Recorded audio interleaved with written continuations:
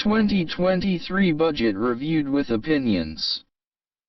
After the 2023 budget was posted through Vision Press Production, several opinions were shared to the post. Here are two of the opinions. Opinion 0NE. While I really don't want to get into borough business, I will make a couple comments that are accounting related only and not intended to criticize anyone helping prepare the budget.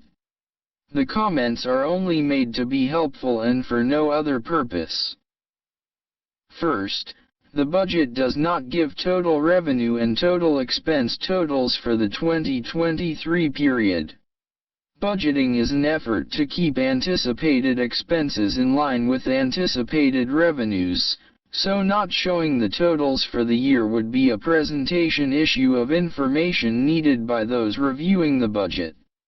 Presentation in this manner does not indicate to the reviewer the total depletion or increase to cash reserve balances needed to balance the budget.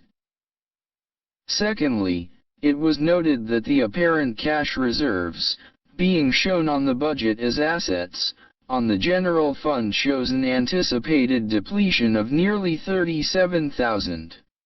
The state fund budget has an anticipated increase of a little over $15,000. This raises the question as to why $33,000 under highway category was put on the general fund instead of the state fund. Also, no portion of the $43,000 which appears to be payroll and employer-paid payroll taxes was allocated to the state funds. So, the big question is why increase the cash reserves in the state fund and deplete the cash reserves in the general fund? Even if a future road project is anticipated, it is better to spend your restricted use state funds and keep reserves in the general fund where these funds can be used for anything, including any type of work on roads. The words, balanced budget, are often used and can be confusing. People think that revenues must cover expenses. That is not the case. To balance a budget, the fundi may come from capital reserves, primarily cash, a loan, raising rate for new income or other. So, as long as you have an idea of how you will have enough to operate for the current year on paper, the budget is in balance. As to the use of the word unappropriated, that is great.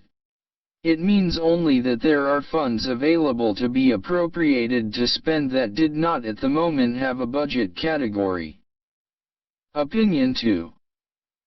GVFD received $3,500 in 2021 from ARPA funds. The same was budgeted for 2022. Jack L. wants money from general revenue because ARPA funds require an annual report and general revenue does not. Regarding the budget, you are correct. Bottom line, it is useless. But it doesn't matter, the budget is a tool that council does not know how to use. Furthermore, without a monthly finance report, it is of limited value.